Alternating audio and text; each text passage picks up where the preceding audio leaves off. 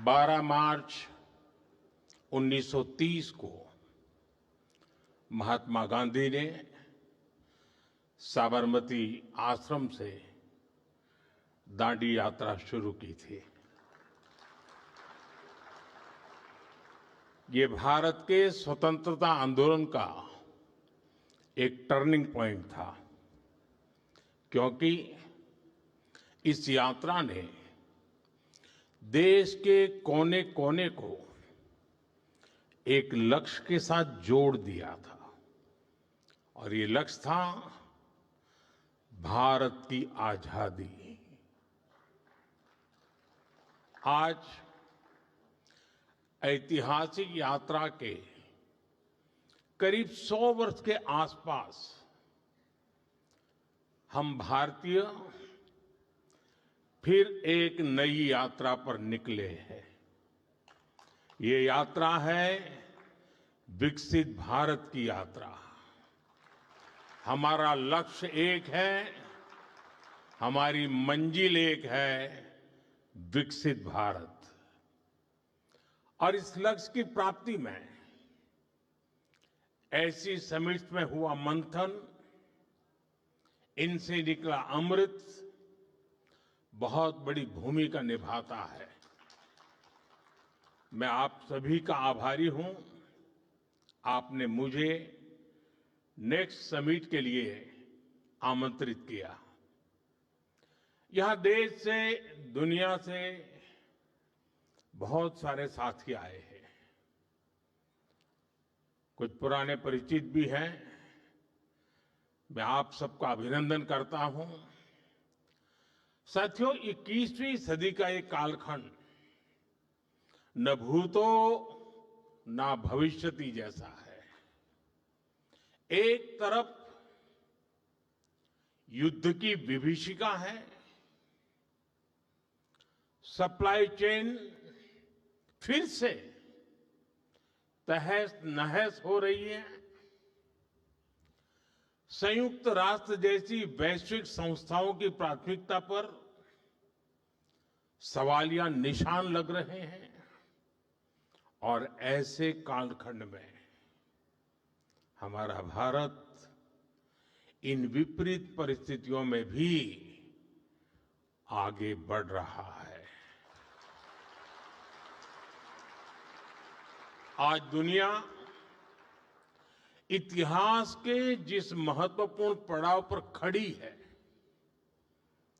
उस पड़ाव पर जिस देश का नाम सबसे ज्यादा चर्चा में है, वो है भारत।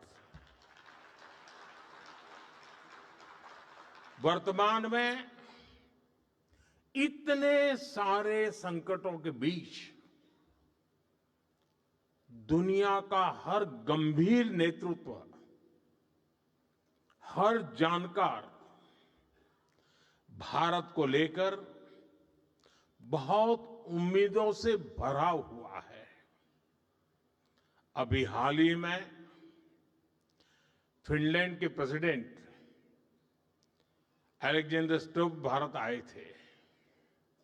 उन्होंने कहा कि अब दुनिया की दिशा ग्लोबल साउथ तय करेगा, और उस दिशा को निर्धारित करने की सबसे बड़ी शक्ति होगा भारत। इससे पहले कनाडा के पीएम कार्नी ने भी कहा था कि अगले 3 दशकों में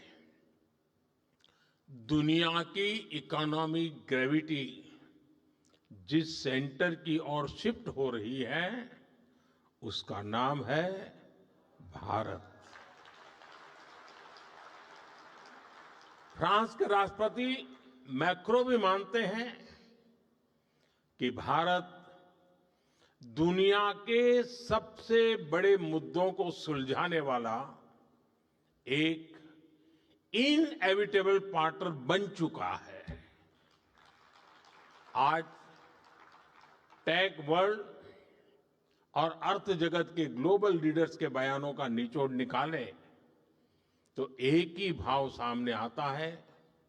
अगर आप भविष्य का हिस्सा बनना चाहते हो तो आपको भारत से जुड़ना ही होगा,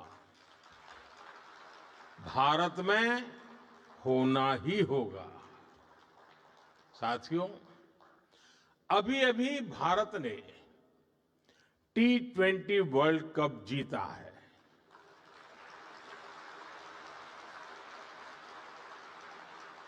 हर कोई खुश है और भारत में तो क्रिकेट का मामला ऐसा है कि अगर किसी ऑफिस में करोड़ों के ट्रांजैक्शन की बात चलती हो, कोई बढ़िया प्रेजेंटेशन चल रहा हो, विदेश के मेहमान प्रेजेंटेशन कर रहे हो, फिर भी वो जरा उस स्लाइड से नजर हटा करके दूसरी ओर स्कोर क्या है वो देखता है।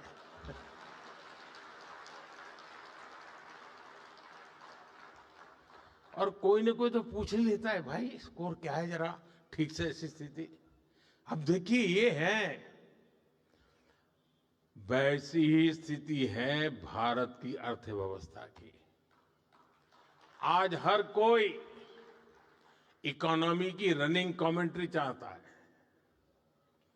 भारत की इकोनॉमी का पिछले महीने क्या स्टेटस था, आज क्या हाल है, ये सब जानने के लिए देशवासी उत्सुक रहते हैं। मुझे याद नहीं पड़ता कि इतनी उत्सुकता देश में पहले थी या नहीं थी, और थी तो कब थी। ये दिखाता है कि आज भारतीयों के एस्पिरेशंस और आत्मविश्वास किस स्तर पर है। यही दुनिया के भारत पर भरोसे का सबसे बड़ा कारण भी है। और साथियों, निश्चित तौर पर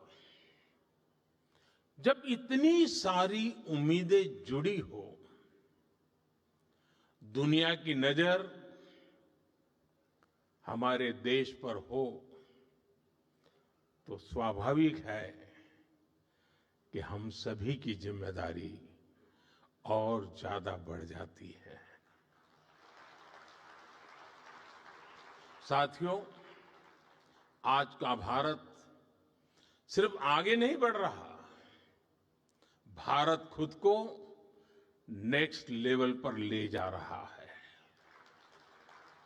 आज देश में नेक्स्ट जनरेशन फिजिकल इंफ्रास्ट्रक्चर बन रहे हैं। हम नेक्स्ट जनरेशन डिजिटल इंफ्रास्ट्रक्चर की ओर बढ़ रहे हैं। यूपीआई ने डिजिटल पेमेंट्स को नेक्स्ट फेज में पहुंचा दिया है। आज भारत दुनिया में सबसे तेज रियल टाइम डिजिटल पेमेंट्स करने वाला देश बना है। साथियों, भारत आज नेक्स्ट जनरेशन रिफॉर्म्स भी कर रहा है। वो रिफॉर्म एक्सप्रेस पर सवार है। कभी भारत में कई काम, कई निर्णय नेक्स्ट टू इम्पॉसिबल माने जाते थे। आज भारत वो निर्णय भी ले रहा है। कभी कहा जाता था कि आर्टिकल 370 हटाना नामुमकिन है, लेकिन आज जम्मू कश्मीर में आर्टिकल 370 की दीवार गिर चुकी है। कभी लगता था कि देश में सबका बैंकिंग सिस्टम से जुड़ना असंभव है, लेकिन आज 50 करोड़ से ज्यादा जनधन खातों ने ये संभव कर दिखाया है। कभी लगता था कि ट्रिपल तलाक को खत्म करना असंभव है, लेकिन आज मुस्लिम बहनों को इस अन्याय से मुक्ति मिली है। कभी महिलाओं को लोकसभा और विधानसभा में 33% आरक्षण भी असंभव लगता था, लेकिन आज इसके लिए कानून बन चुका है। कभी अंतरिक्ष और एडवांस टेक्नोलॉजी को लेकर भी भारत की लिमिट्स बताई जाती थी, लेकिन आज moon mission, semiconductor mission, quantum mission, ये सब भारत को नेक्स्ट फ्रंटियर ऑफ टेक्नोलॉजी की ओर ले जा रहे हैं। साथियों, आज का भारत केवल सपने नहीं देख रहा, भारत उन्हें सच कर रहा है। इसलिए आज दुनिया कह रही है, India is not just progressing, India is moving to the next. साथियों, देश के विकास का एक बहुत बड़ा आधार होता है कि हम चुनौतियों से कैसे मुकाबला कर रहे हैं। हम सभी जानते हैं कि वैश्विक परिस्थितियां अचानक बदलती हैं। बीते वर्षों में हमने पहले कोरोना की आपदा देखी, फिर रूस यूक्रेन का संकट देखा, और अब हम हमारे बहुत ही पास में एक और बड़ा युद्ध चल रहा है। इस युद्ध ने पूरे विश्व को बहुत बड़े ऊर्जा संकट में धकेल दिया है। साथियों, ऐसी विकट परिस्थितियों में बहुत अहम है कि एक देश के तौर पर हम इसका मुकाबला कैसे करते हैं। संकट काल एक प्रकार से पूरे राष्ट्र की परीक्षा होती है। शांति के साथ, धैर्य के साथ हमें परिस्थितियों से निपटना होता है। जन विश्वास बढ़ाकर जनता को जागरूक करते हुए हमें चलना होता है, और इसमें हर किसी की भूमिका होती है। हर राजनीतिक दल की, मीडिया की, सामाजिक संस्थाओं की, इंडस्ट्री की, युवाओं की, गांव की, शहर की, हर किसी की भूमिका बहुत अहम होती है। और हमने कोरोना काल में देखा है, जब सब मिलकर चलते हैं तो संकट से मुकाबले के लिए देश का सामर्थ्य कई गुना बढ़ जाता है। आज देश के सामने एक और चुनौती है, और इसलिए हमें मिलकर प्रयास करने होंगे, राष्ट्रहित को सर्वोपरि रखते हुए अपने कर्तव्य निभाने होंगे। साथियों, आजकल बहुत चर्चा एलपीजी को लेकर हो रही है। कुछ लोग हैं जो पैनिक क्रिएट करने का प्रयास कर रहे हैं, अपना एजेंडा चलाना चाहते हैं। मैं इस समय उन पर राजनीतिक टिप्पणी नहीं करना चाहता, लेकिन इतना जरूर कहूंगा कि ऐसा करके वो जनता के समक्ष खुद को एक्सपोज हो ही रहे हैं, पूरे देश का भी बड़ा नुकसान कर रहे हैं। साथियों, आज युद्ध से जो ये वैश्विक संकट आया है, उसके प्रभाव से कोई देश अछूता नहीं है।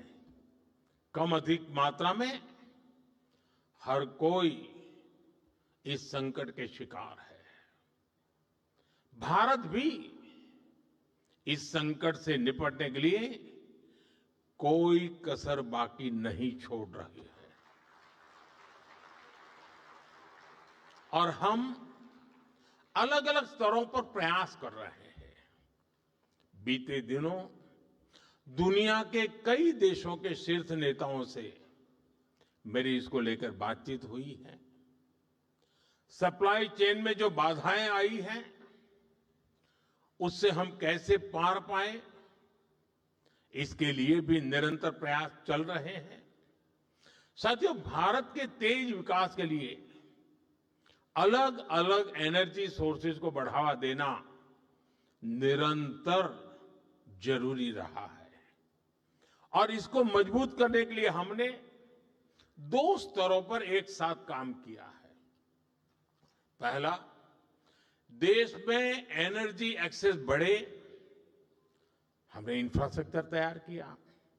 और दूसरा, एनर्जी के लिए हमें सिर्फ विदेशों पर निर्भर ना रहना पड़े, इसके लिए एनर्जी सेक्टर में आत्मनिर्भरता पर बल दिया। अब मैं आपको गैस सेक्टर के ही कुछ आंकड़े देता हूं। साल 2014 तक देश में सिर्फ 14 करोड़ एलपीजी कनेक्शन थे,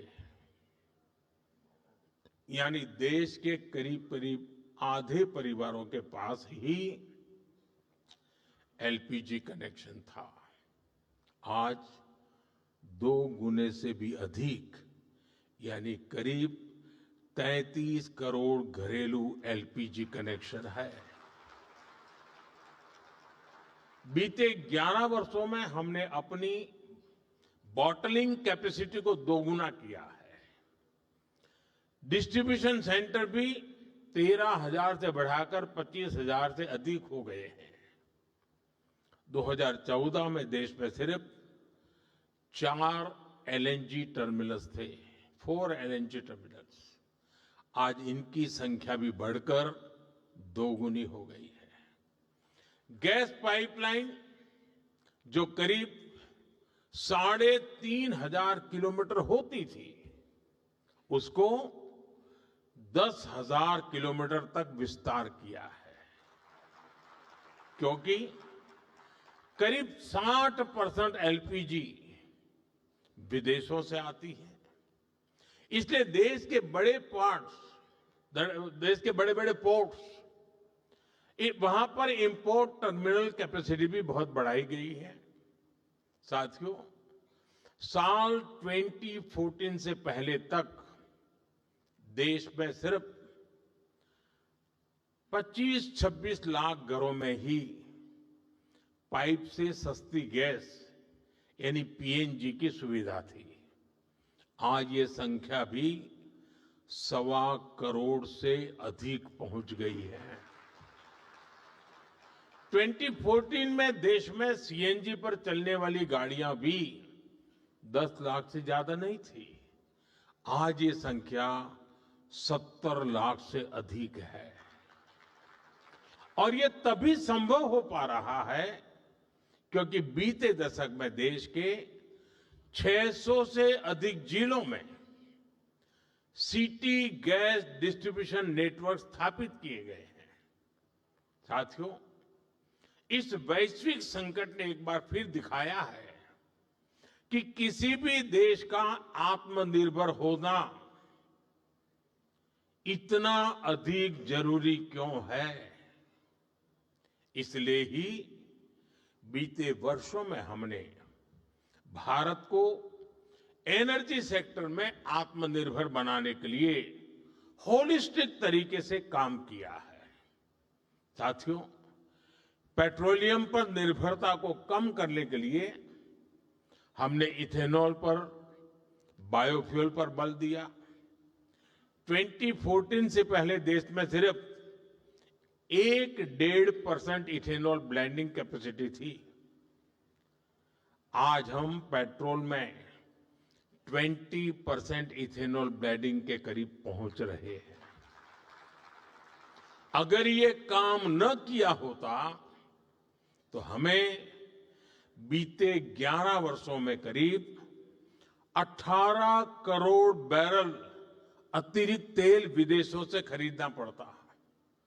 आज की स्थिति देखें तो इथेनॉल के कारण हमें प्रतिवर्ष करीब 4.5 करोड़ बैरल कम ऑयल इंपोर्ट करना पड़ रहा है। यानी करीब 1.5 लाख करोड़ रुपए की बचत तो देश को सिर्फ इसी से हुई है। साथियों, भारत में पेट्रोलियम का बहुत बड़ा कंज्यूमर हमारी रेलवे भी है। हमारे देश में रेलवे लाइनों के इलेक्ट्रिफिकेशन का काम 60 साल पहले शुरू हुआ था। बावजूद इसके 2014 तक 2014 तक सिर्फ 20% रेलवे रूट का इलेक्ट्रिफिकेशन ही हो पाया था। बाकी रेलवे रूट्स पर हजारों डीजल इंजन चला करते थे। आज भारत में ब्रॉडगेज नेटवर्क का करीब करीब 100% बिजलीकरण हो चुका है। इससे साल 2024-25 में ही भारतीय रेलवे ने करीब 180 करोड़ लीटर डीजल की बचत की है।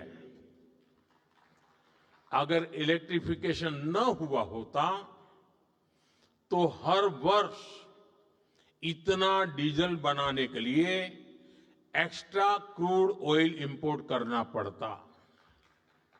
ऐसे ही हमने मेट्रो का नेटवर्क बढ़ाया, इलेक्ट्रिक मोबिलिटी पर फोकस किया। एक और बहुत बड़ा काम हमने रिन्यूएबल एनर्जी को लेकर किया है। आज हमारी total install power generation capacity का आधा हिस्सा रिन्यूएबल सोर्स से आता है। हमारी कुल रिन्यूएबल क्षमता आज 250 गीगावाट के ऐतिहासिक आंकड़े को पार कर गई है। आप सोचिए, साल 2014 में भारत की सोलर पावर कैपेसिटी सिर्फ 2 गीगावाट थी। आज ये करीब 40 गुना बढ़कर 130 गीगावाट हो चुकी है। घरेलू उपयोग में गैस के अलावा बिजली अधिक से अधिक काम आए, इसके लिए पीएम सूर्यघर मुफ्त बिजली योजना लागू की गई है। अभी तक इस स्कीम के तहत करीब 30 लाख परिवारों ने रूफटॉप सोलर लगाए हैं। साथियों, इसके अलावा हमने गोवर्धन स्कीम पर भी काम किया। इसके तहत कॉम्प्रेस्ड बायोगैस बनाने पर काम किया गया। अभी तक देश में 100 से अधिक प्लांट चालू हो चुके हैं और 600 से ज्यादा पर काम चल रहा है। साथियों, पेट्रोल डीजल के क्षेत्र में हमने कैपेसिटी बिल्डिंग की दिशा में भी व्यापक प्रयास किया है। 2014 से पहले भारत के पास स्ट्रेटेजिक पेट्रोलियम रिजर्व यानी संकट के समय कच्चा तेल स्टोर करने की कैपेसिटी ना के बराबर थी।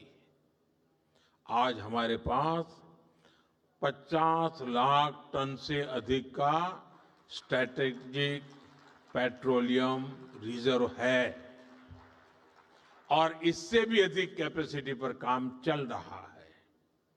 बीते दशक में अपनी रिफाइनिंग कैपेसिटी में भी हमने सालाना 40 मिलियन टन से अधिक की वृद्धि की है। तभी भारत आज दुनिया के सबसे बड़े रिफाइनिंग हब्स में से एक बन चुका है। यानी आप अंदाजा लगा सकते हैं कि हम भारत को आत्मनिर्भर बनाने के लिए कितने बड़े पैमाने पर और कितनी बड़ी दिशाओं में काम कर रहे हैं। ये युद्ध की वजह से जो संकट बना है, उसका मुकाबला भी हम जरूर कर पाएंगे। मेरा 140 करोड़ देशवासियों पर पूरा भरोसा है। जैसे एक साथ संगठित होकर कोविड के संकट से हमने देश को बाहर निकाला था, उसी प्रकार हम इस वैश्विक संकट को भी पार कर लेंगे। और मैं फिर दोहराऊंगा, जहां तक सरकार का प्रश्न है, हम किसी भी प्रकार के प्रयत्न या प्रयास में कोई कमी नहीं आने देंगे। हमारे हर निर्णय में जनता का हित सर्वोपरि रहेगा। साथियों, यूक्रेन युद्ध से लेकर आज तक हमने देखा है कि कैसे इसका प्रभाव वैश्विक मार्केट से लेकर दुनिया के नागरिकों पर पड़ता रहा है। लेकिन भारत सरकार का हमेशा से हर संभव प्रयास रहा है कि युद्ध से बनी परिस्थितियों का बोझ भारत के नागरिकों पर न पड़े। और जब रूस यूक्रेन का संकट बढ़ा था, तो उस कालखंड में फर्टिलाइजर की कीमतें आसमान छूने लगी थी। इसके बावजूद यूरिया की जो बोरी अंतर्राष्ट्रीय बाजार में 3,000 रुपये में मिल रही थी, वो हमने अपने किसानों को सिर्फ 300 रुपये में दी थी। दुनिया में 3,000 रुपया चलता था, हमारे देश में 300 रुपये में दिया जाता था। इस बार भी हमारा हर संभव प्रयास होगा कि देश के किसान, देश के नागरिकों के जीवन पर युद्ध का कम से कम प्रभाव पड़े। साथियों, आज के इस अहम समय में, आज इस मंच से मैं राज्य सरकारों से भी एक अनुरोध है। ये जरूरी है कि कालाबाजारी न हो, अफवाहें न फैले। इसलिए स्थिति की गंभीरता से मॉनिटरिंग आवश्यक है। जो कालाबाजारी कर रहे हो, उनके खिलाफ बड़े एक्शन भी होने चाहिए। साथियों, बीता एक दशक आत्मनिर्भरता के साथ साथ संवेदनशील गवर्नेंस का भी रहा है। हमारे देश का एक बड़ा हिस्सा, वहां रहने वाले लोग दिल्ली में बैठी कांग्रेस सरकारों की सोच से भी दूर रहे। लेकिन हमारी सरकार ने विकास की दौड़ में पीछे रह गए लोगों को गवर्नेंस की प्राथमिकताओं से जोड़ा। आज इन इलाकों में हाउसिंग हो, रोड्स हो, स्कूल, हॉस्पिटल हो, ऐसे इंफ्रास्ट्रक्चर निर्माण के लिए ही एस्पिरेशनल डिस्ट्रिक्ट योजना, एस्पिरेशनल ब्लॉक योजना, पीएम जनमन योजना जैसे स्पेशल अभियान चलाए जा रहे हैं। साथियों, कांग्रेस की सरकारों का एक बहुत बड़ा पाप ये भी रहा कि उन्होंने देश के एक बड़े हिस्से को माओवादी आतंकी आग में जलने के लिए छोड़ दिया था। देश के करीब करीब हर बड़े राज्य का बहुत बड़ा हिस्सा माओवादी आतंक की गिरफ्त में था। लेकिन साथियों, बीते सालों में देश ने इस स्थिति को बदलने का संकल्प लिया। हम बुलंद हौसले के साथ आगे बढ़े और इसका नतीजा आज देश देख रहा है। साल 2013 में 180 से अधिक जिले, 180 से ज्यादा डिस्ट्रिक्ट माओवादी आतंक से प्रभावित थे। आज माओवादी आतंक से प्रभावित जिलों की संख्या सिंगल डिजिट में पहुंच चुकी है। साथियों, बीते एक साल में ही 2100 से ज्यादा नक्सलियों ने आत्मसमर्पण किया है। 900 से ज्यादा नक्सलवादियों की गिरफ्तारियां हुई है और जो हथियार छोड़ने के लिए तैयार नहीं थे, ऐसे 300 से अधिक कट्टर नक्सलियों को सुरक्षा बलों ने मार गिराया है। इसका ये परिणाम हुआ है कि जो इलाके कभी डर के साए में जीने को मजबूर थे, वहां आज विकास की नई ऊर्जा का संचार हो रहा है। साथियों, भारत आज जिस गति से आगे बढ़ रहा है, उसकी प्रगति की गति को रोकना असंभव है। 140 करोड़ भारतीयों की आकांक्षा आज नेक्स्ट लेवल पर है। मैं जानता हूं कि जब एक सपना पूरा होता है तो नए सपने, नई आकांक्षाएं जन्म लेती है और मैं इसे बोझ नहीं मानता, बल्कि जनता के विश्वास की पूंजी मानता हूं। हां, देश में मेरे कुछ ऐसे शुभचिंतक भी हैं जिनको लगता है कि उम्मीदों के बोझ तले मोदी कभी तो दबेगा, कभी तो कुचला जाएगा, लेकिन उनकी नीयत इतनी खोटी है कि उनकी उम्मीदें पूरी हो ही नहीं सकती। और देशवासियों का आशीर्वाद जब तक है, तब तक ये पूरी होगी भी नहीं। अब सिर्फ 140 करोड़ भारतीयों की आशाएं और आकांक्षाएं ही पूरी होकर के रहने वाली है। भारत हर सेक्टर में आत्मनिर्भर बनेगा। भारत हर हाल में विकसित बनेगा। इसी भावना के साथ मैं अपनी बात को विराम देता हूं। आप सभी का फिर से बहुत बहुत आभार। धन्यवाद। बहुत बहुत शुक्रिया प्रधानमंत्री नरेंद्र मोदी जी आपका, ये मार्गदर्शन के लिए, ये खास संदेश के लिए। आपके शब्दों से हम सबको बहुत ऊर्जा मिली है।